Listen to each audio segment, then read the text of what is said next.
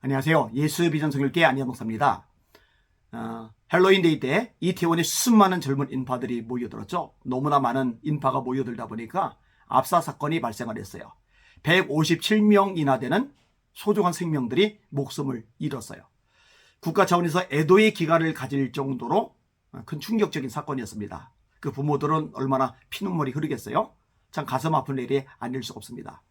자, 이렇게 엄청난 인파가 모여서 큰 사건이 발생을 했으면은 경각심을 가져야죠. 조심해야죠. 이제 엄청난 대규모의 군중이 모여드는 거 자제를 해야죠. 왜냐면은 이런 끔찍한 일이 발생한 지 얼마 안 됐으니까.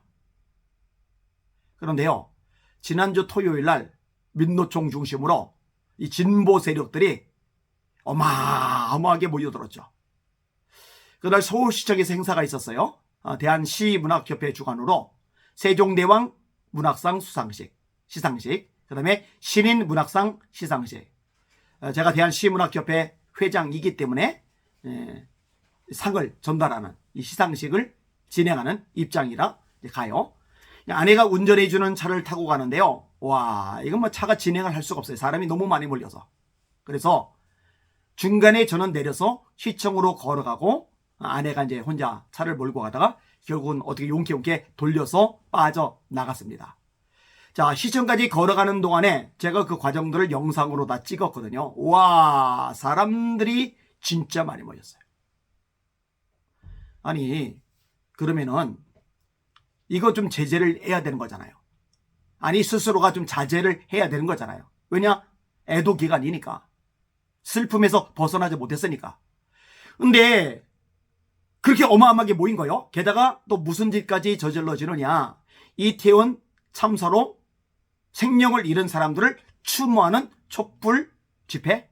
아니, 모여서 참사가 일어났는데 또다시 엄청나게 모여서 추모를 한다고요? 제정신이 아닌 거죠. 그거는 추모를 하는 게 주 목적이 아니에요. 그럼 주 목적이 뭐냐? 이 생명을 잃은 사람들, 이 사건을 계기로 정권을 뒤흔들겠다는 거죠. 왜냐? 이전에 재미를 봤거든요. 세월호 사건 때 어린 생명들이 목숨을 잃었단 말이에요. 이걸 가지고 촛불 문화제니 뭐니 해서 떼거지로 모여들어가지고 정권을 흔들었고 박근혜 전 대통령 탄핵까지 이뤄냈고 그 문재인이 대통령 당선까지 되었고 여기에 재미를 들린 거죠. 그것 때문에 대통령이 되니까 고맙고 미안하다. 미안하고 고맙다. 자, 미안하다는 말은 이해가 되는데 문재인 씨 입에서 고맙다는 말. 문재인 씨 그래서 고맙다는 말. 그건 나올 수 없는 말이거든요. 그러니까 어린 생명들이 소중한 게 아니라 자신들이 정권 권력을 손에 쥐는 게 중요한 거예요. 그리고 이렇게 손에 권력을 쥘 수 있도록 발판을 마련해 줬으니 고맙다라는 거죠. 근데 똑같은 짓을 되풀이하는 거예요. 이태원 헬로윈 축제 참사로 말미암아 죽임당한 이 젊은 생명들의 슬픔을 가지고 이용해가지고 또 정권 흔들고 무너뜨린다고 탄핵시킨다고 떼거지로 몰려들어서 엉뚱한 짓을 저지르고 있는 겁니다. 그런데요, 이전하고는 또 다를 겁니다. 왜냐면 이미 너무 많이 속았다는 걸 알거든요. 그리고 그런 식으로 해서 정권 5년을 잡았는데 문재인 정권 때 얼마나 대한민국이 폭삭망합니까? 외고 다 박살났죠. 북한에게는 굴종적인 자세를 취했죠. 특정 머저리, 삶은 소대가리, 별의별 소리 다 들으면서도 끽소리도 못할 만큼 비참한 일을 겪었어요. 우리나라 국민이 북한에서 살해를 당하고 불태워지는데도 불구하고 이 부분에 대해서 제대로 사과 한마디 못 받아내요. 거기다가네요, 부동산 정책은 왜 이렇게 많이 쏟아냈습니까? 쏟아내고서 나온 결과가 뭐냐? 아파트 폭등, 부동산 폭등, 서민들의 꿈을 짓밟아 버리는 거예요. 그다음에 국민들을 이간질했죠. 뭐 보수, 진보, 분열 상황이야 뭐 워낙 심각하다 싶지만 그 외 전 분야에서 이간질을 얼마나 시켰는지 국론이 이렇게까지 분열되었던 적이 없다고 할 만큼 심각해요. 거기다가네요, 코로나를 빌미로 독재 방역을 했잖아요. 광화문 들어막았잖아요. 차벽, 강철 펜스, 수많은 경찰력 동원, 헌법에 보장된 집회 결사의 자유를 짓밟아 버렸어요. 헌법에 보장된 표현의 자유를 짓밟아 버렸어요. 헌법에 보장된 종교의 자유를 짓밟아 버렸어요. 하위법인 감염병 예방법을 가지고 상위법, 헌법에 보장된 자유들을 짓밟아 버렸어요. 얼마나 끔찍한 세월을 우리가 벌였습니까? 저희 교회도요, 참 많은 고생을 했는데요. 이런 공무원들이, 경찰들이 매주 찾아온 거예요. 매주.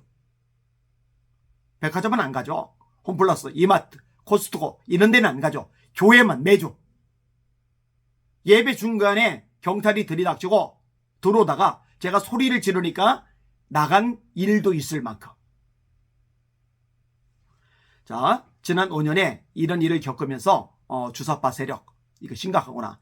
이 세력은 무능하구나. 데모만 할 줄 아는구나. 이 세력이 권력을 잡으면 나라 경제고 뭐고 완전히 초토화되는구나. 이 인식이 널리 퍼졌어요. 그래서 제가 아까 말한 거예요. 이전하고는 다르다. 분위기가 다르다. 흐름이 다르다. 민노총 포함해서 전교조통에 쇠뇌된 젊은 아이들까지, 어린 학생들까지 동원이 되지만 그게 다죠. 전 국민적인 공감대를 얻는 것은 이제 불가능해지고 어려워졌죠. 아무튼 간에 나라를 망치는 이 민노총 세력, 이거 속가내야 대한민국의 미래가 비로소 밝아질 수 있으리라고 생각이 되집니다. 윤석열 대통령은요, 이런 국민들의 열망을 좀 제대로 알고 좀 단호하게 처리를 좀 했으면 좋겠어요. 전교조 속가내고 민노총만 제대로 뿌리를 뽑아도요, 지지해주는 국민들 많을 겁니다. 박수 칠 겁니다. 그리고 대한민국 경제 달라질 거고, 경제가 달라지고 발전하게 되면 지지율은 또 그만큼 올라갈 수밖에 없을 겁니다. 결국 대통령의 지지율은 경제하고 아주 밀접하게 연결이 되어져 있으니까요. 제발 국민들의 정서를 잘 읽었으면 싶은 마음이 간절합니다. 이 방송을 보시는 시청자 여러분들, 대한민국이 잘 세워지도록 끝없이 중보 기도해 주시길 바랍니다. 그리고 교회가 교회 역할을 제대로 하도록 이 부분을 놓고서도 기도 많이 해주시길 바랍니다. 날마다 주님 바라보고 주님의 이름으로 전진하며 승리합시다. 할렐루야.